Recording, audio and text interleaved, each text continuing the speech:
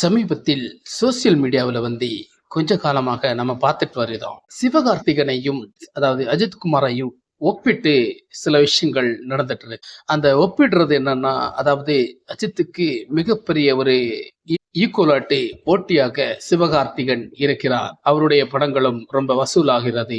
அதற்கான முழுக்க முழுக்க காரணம் என்னவென்றால், அமரன் படம் அவருக்கு கிட்டத்தட்ட ஒரு 300 கோடி கிட்ட வசூலாயிடுச்சு. அதனால சிவகார்த்திகேயனை அப்படி தூக்கி வச்சு பார்க்கலான்னு நினைக்கிறேன். சரி, அதை பற்றி தான் நமக்கு இந்த வீடியோல தெளிவா பேச போறோம். இந்த வீடியோ முக்கியமான இன்னொரு விஷயம், சிவகார்த்திகேயன் அஜித்தை நீங்க எந்த அளவுக்கு ஒப்பிடுறோமோ அது தப்போ சரியோ, அதை பற்றி நம்ம இந்த வீடியோல தெளிவா பேச போறோம். வாங்க வீடியோக்குள்ள போலாம்.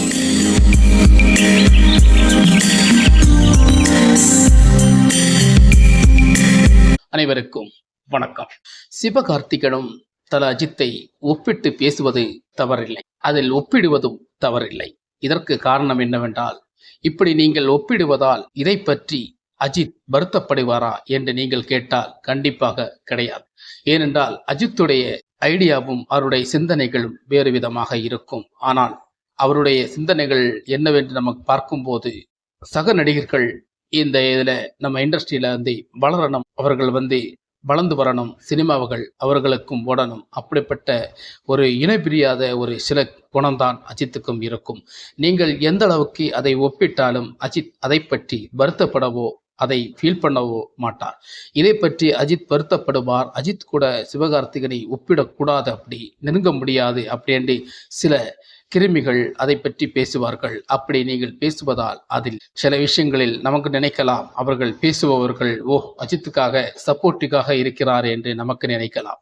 அப்படி நினைக்கணுமான்னு தான் அவங்க அப்படி சொல்றாங்க. ஆனா உண்மையிலே சொல்ல போனா, சிவகார்த்திகேயனை நீங்க அஜித்து கூட ஒப்பிட்டாலும் அது ஒப்பிடாட்டாலும் அதை பற்றி அஜித் வருத்தப்பட மாட்டார். ஏனென்றால் இங்கே சினிமாவில், நம்ம தமிழ் சினிமாவில் வெவ்வேறு எந்த நடிகராக இருந்தாலும் வளர்ந்து வருவதை தான் அஜித் விரும்புவார். அவருடைய குணாசியம் அதுதான். அவர் சில படங்கள் அப்படி நல்லா போயிட்டாலே ஃபோன் பண்ணியோ அல்லனா வீட்டில் வரவழைச்சியோ பாராட்டுவது அஜித்துடைய வழக்கம் உண்டு. அதை பற்றி சிவகார்த்திகேயன் சில மீடியாக்களிலும் வீடியோவிலும் பேசியதை நமக்கு பார்த்திருக்கிறோம். இப்பேற்பட்ட சில குணங்கள் தான் அஜித்துக்கு இருக்கும். அதை வைத்து நீங்கள் சிவகார்த்திகேயன் அஜித்தை ஒப்பிட்டு நீங்கள் பேசுவதை நானும் தவறாக நினைக்கவில்லை. ஏனென்றால் சினிமாவில் பார்க்கும்போது சில நடிகர்கள் வளர்ச்சி அடைவதை நாம் தடுக்கக்கூடாது இல்லையா? அவர்கள் தடுப்புக்கு நமக்கு குறுக்க இடம் போடக்கூடாது. அதை பற்றி பொறாமப்படவோ, அதை பற்றி மனசாட்சி இல்லாமல் எப்படி இருக்கிறது ஒரு மனிதன் வளர்ந்து வருவதை பார்த்து குறுகிய வட்டமாக சிந்திக்கிறதோ, இப்பேற்பட்ட ஒரு நப்பாசையான கேரக்டர் அஜித்துக்கு சுத்தமாகவே கிடையாது. அவர் அப்படி சிந்திக்கவே மாட்டார். யாரும் வளர்ந்து வர வேண்டும், யாரும் எப்படியும் இருக்க வேண்டும் என்பதுதான் அவருடைய ஆசையும். அவர்தான் சொல்லியிருக்கிறார். சில படங்களில் வசனமே நம்ம கேட்டிருக்கிறோம். வசனங்கள் மூலமே என்னை பற்றி நான் செதுக்கிறது தான் அப்படி என்று சொல்கிறார். இதே போலதான் எல்லா நடிகரும் அவர்களை செதுக்க வேண்டும், அவர்கள் வெவ்வேறாக வளர வேண்டும். இப்பேற்பட்ட ஒரு சிந்தனை தான் அஜித் மனதில் வைத்திருப்பார்.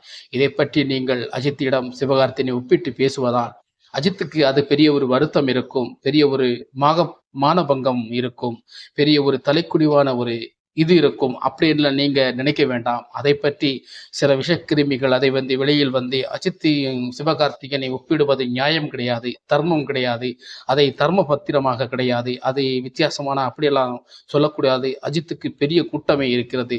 சிவகார்த்திகேயனுக்கு என்ன இப்பத்தான் வளர்ந்து வந்திருக்கிறாரு, இதை பற்றி நம்ம எப்படி ஒப்பிட்டு பேசுவது?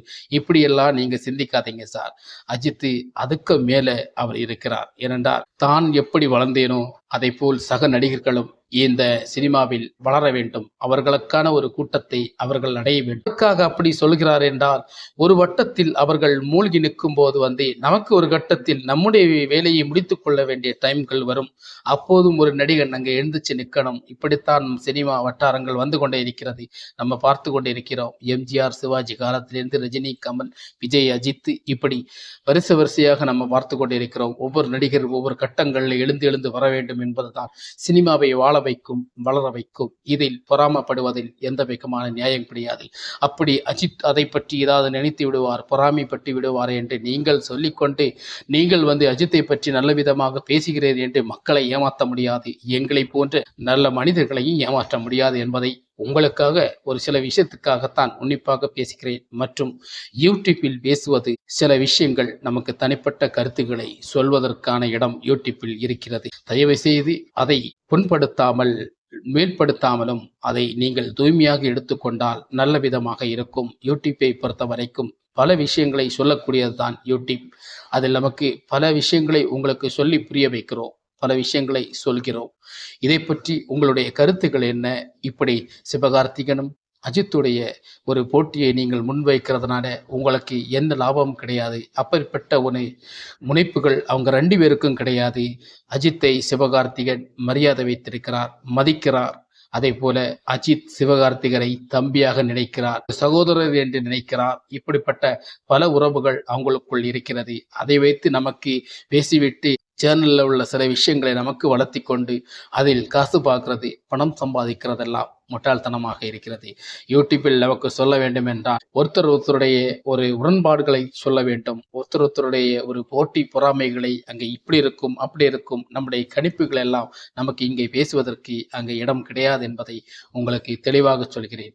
மீண்டும் இது போன்ற வீடியோவை சந்திக்கும் வரை நம்ம வீடியோ சப்ஸ்கிரைப், லைக் பண்ணுங்க, ஷேர் பண்ணுங்க. மீண்டும் சந்திப்போம். வணக்கம்.